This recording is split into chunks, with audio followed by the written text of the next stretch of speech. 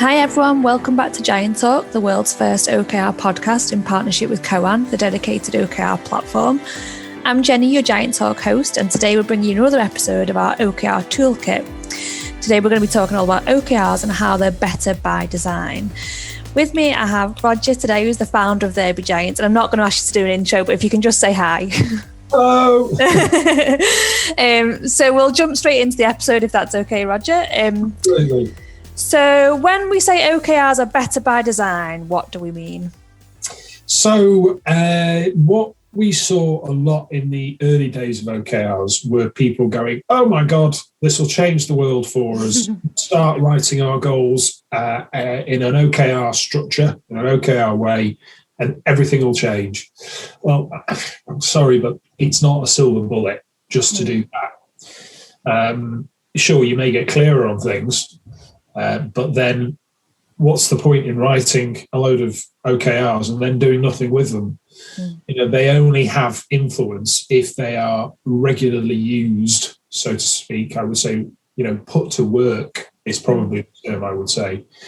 So it really pays to just pause before you take that leap. So think about, right, we're going to get these OKRs. We're going to put time. We're going to invest time and effort and resource in creating these OKRs. How are we going to use them? And the really, really key thing is to make sure that they're used in a way that was different to how objectives have previously been used. You know, most management by objective approaches that are, you know, MBOs can go all the way back to Drucker in the 50s. So, you know, objectives are nothing new, but what is different about OKRs is the way in which they are used, you know, with the need for organizations to be far more agile and adaptive because there's so much volatility, uncertainty, and also opportunity out there that they need to be able to realign really quickly around perhaps a new priority. And just writing your your goals as OKRs does not do that. There's a lot of other stuff which needs to be wrapped around it. So it's what we call kind of like the OKR framework. Now, the thing is, there's no one single correct framework for every single organization. Yeah. In our experience, it's a bit of an 80-20 thing. You know, 80% is probably common from one organization to another when working with OKRs, but it's that final 20% which makes all the difference, and it makes OKRs work for them. It's their way of doing OKRs because they'll have their own internal processes. For instance,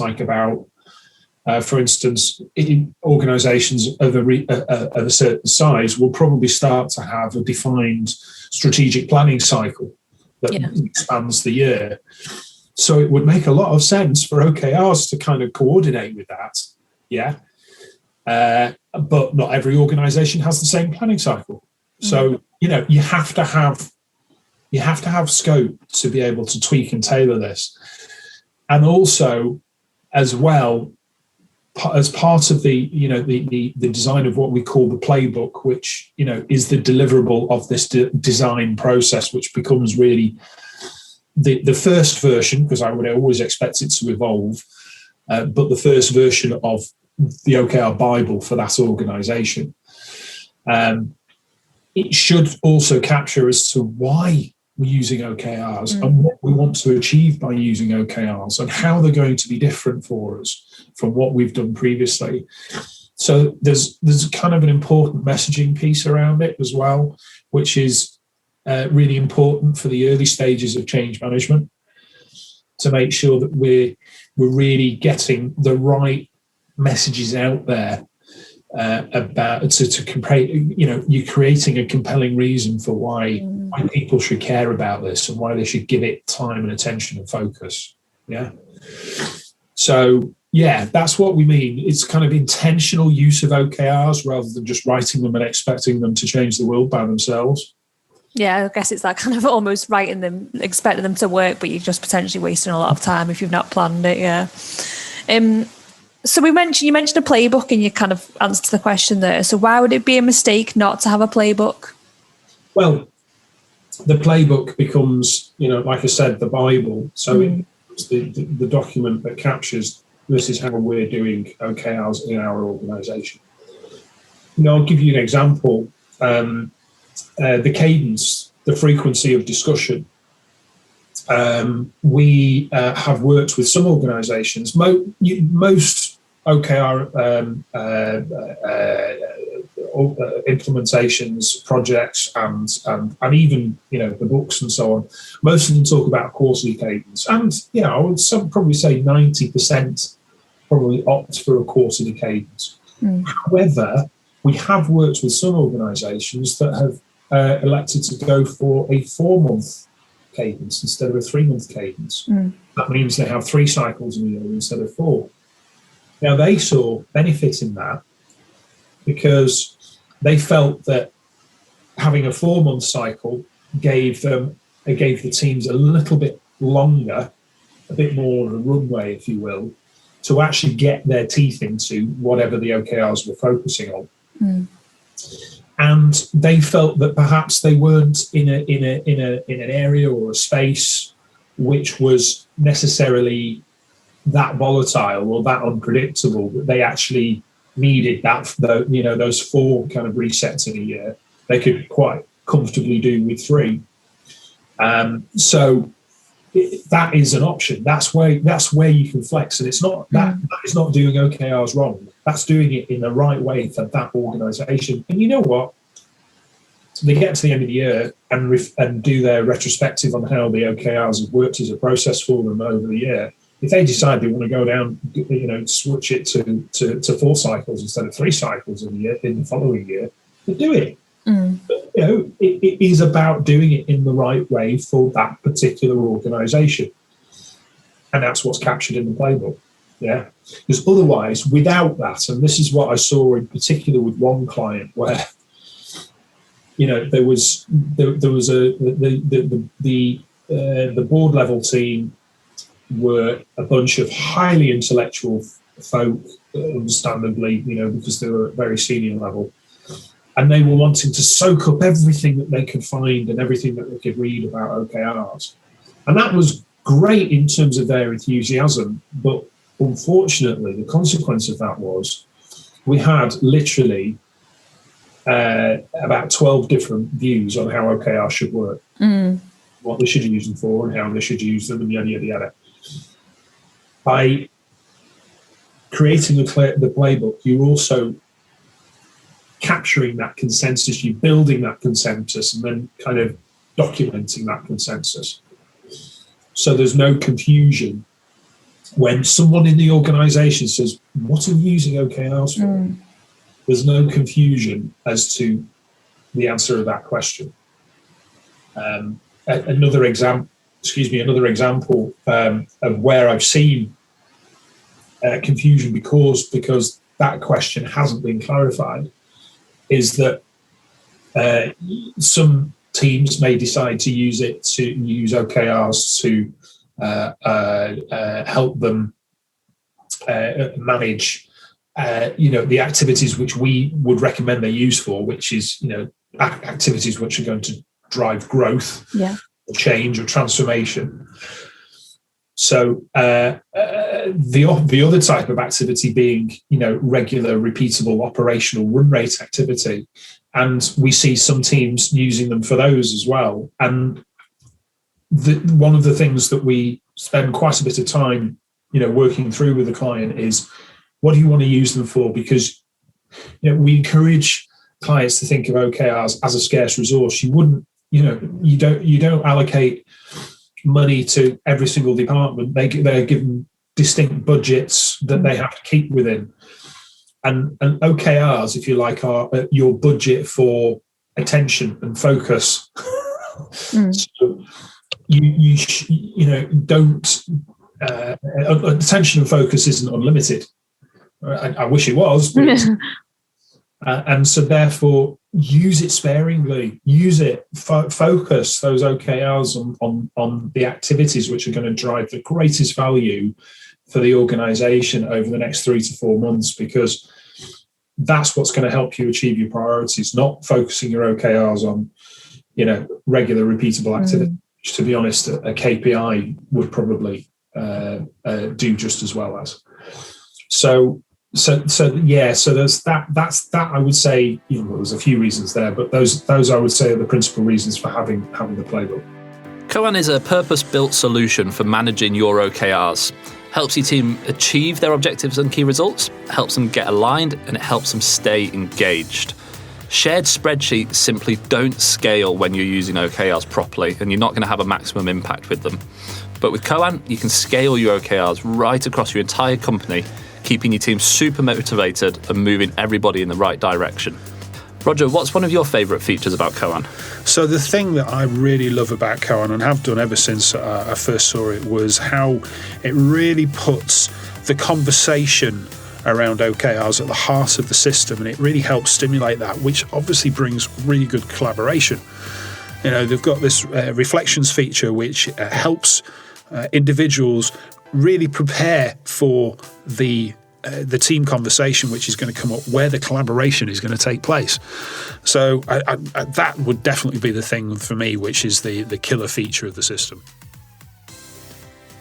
Yeah, I think from what you're kind of saying, and just trying to sum up really from my point of view, it feels like it's almost like the pathway on your journey of OKRs, and like you say, it being the OKR Bible, but it also then works to inspire and help other people within the organisation that maybe haven't been involved in potentially a pilot, to understand kind of why you're moving forward with OKRs. So in terms of what should be included in an OKR playbook, what are the kind of main things? So, I mean, the way that we structure it is that there are 4 OKR superpowers, so to speak, as we call them: commit and focus, align and connect, track for accountability, and stretch for amazing.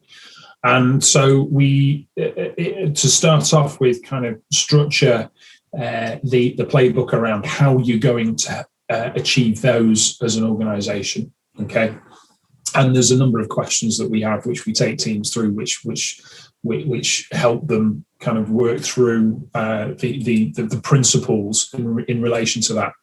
And then there's some critical points for agreement, which are things like, why OKRs, what the success measures are for OKRs, what they will and won't focus on, like I just mentioned.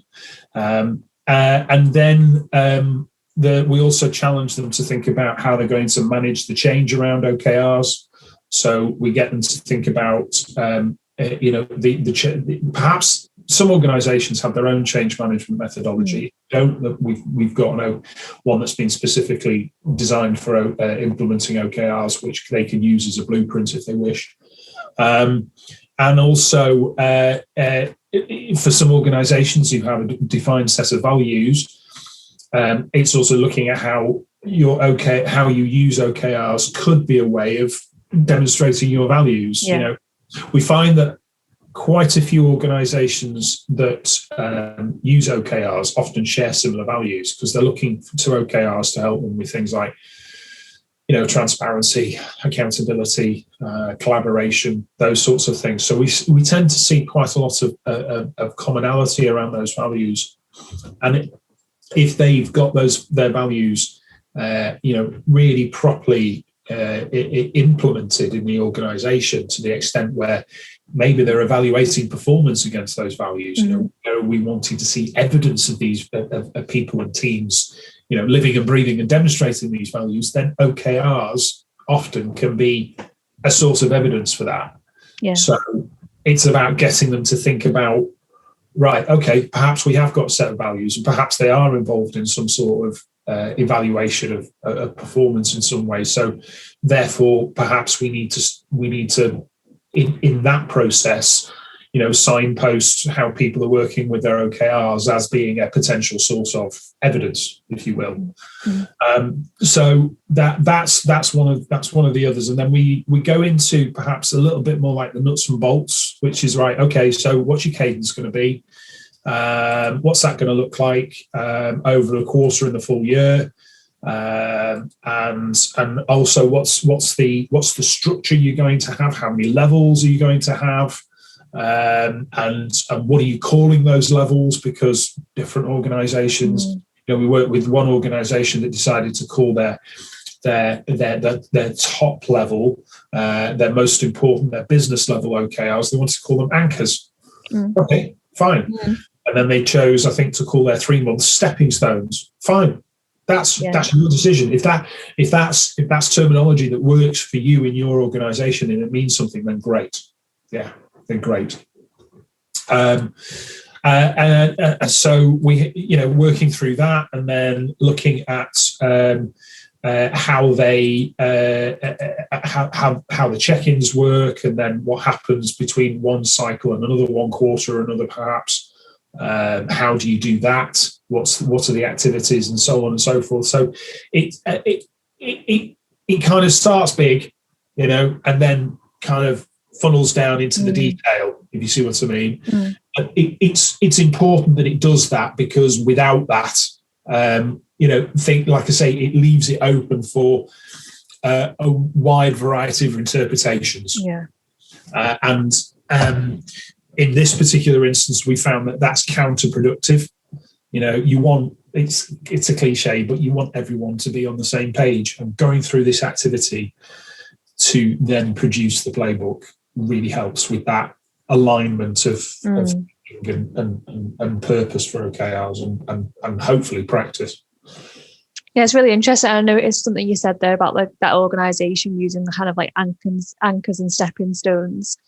And something we spoke about in one of the earlier episodes of the toolkit was like using the language that's right for your organisation, because organisations are so different. So what inspires a team in one organisation necessarily won't inspire a team in another organisation. So it makes complete sense. Yeah.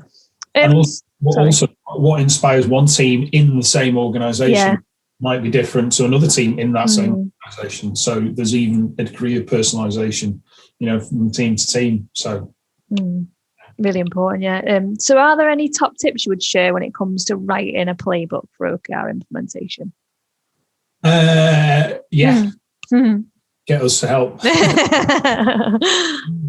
I've already kind of mentioned some of the questions that we explore, but at a high level, it's cover off the why do you want to use them, how do you want to use them, and then kind of think about the practicalities around them, because you want to see new routines, you want to see new behaviors. Like I said at the beginning of the conversation, OKRs are organizations are looking to OKRs because they need to become more agile and adaptive and so on. And without that, doesn't happen without the regular conversations. If you just leave it for the regular conversations to happen organically, hit and miss, and you'll probably find that OKRs will be set, forgotten about, and then there'll be a big panic at the end of the quarter because people are trying to remember what was originally agreed to and trying to update things. So think about the practicalities about how you're going to use them, and that might seem a bit draconian, like right, everybody's going to work on a weekly cadence or a fortnightly cadence.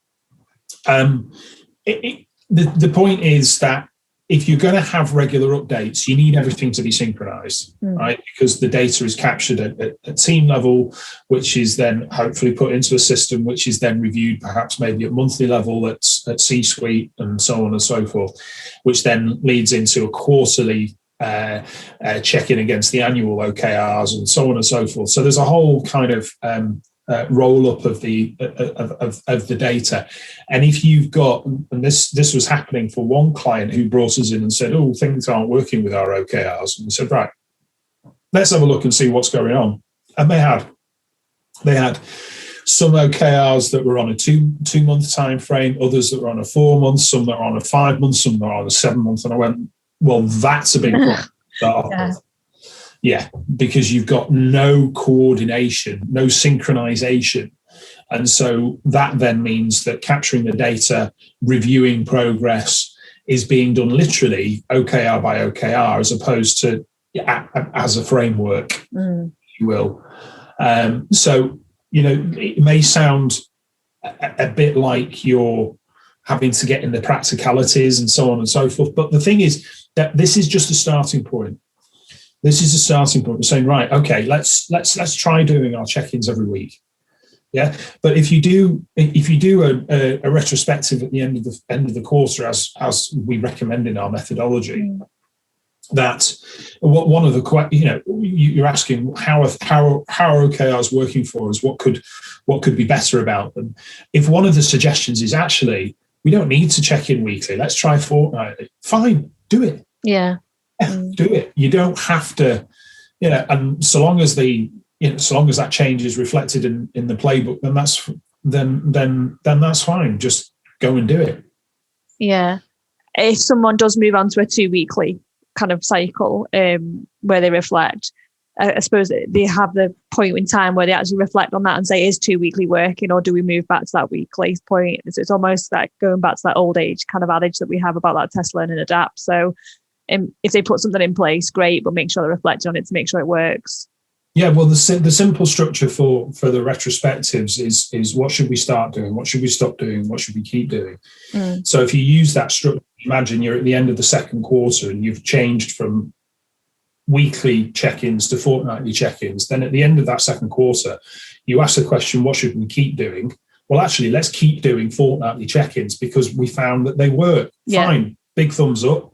That's it. Yeah. So, it's having that centralized, agreed way of working with them is worth its weight in gold. And on that note, that seems like a perfect line to sign off on. It's worth its weight in gold. So, thank you for joining me. This is actually our last episode of the OKR Toolkit. So you can go back and obviously check out everything else we spoke about in this whole Toolkit series. It's very much an OKRs 101 to get you kind of started and thinking about OKRs. If you are thinking about them and you'd like some support, please do get in touch at therebegiants.com, or you can email us at growth@therebegiants.com. As always, we're always interested in feedback on the podcast, so feel free again to reach out via that email channel or via social media. We'll definitely take on board your comments. So join us next time for a more regular episode of Giant Talk. We'll probably have a guest in conversation with us. Thanks, Roger. Thanks, Jenny.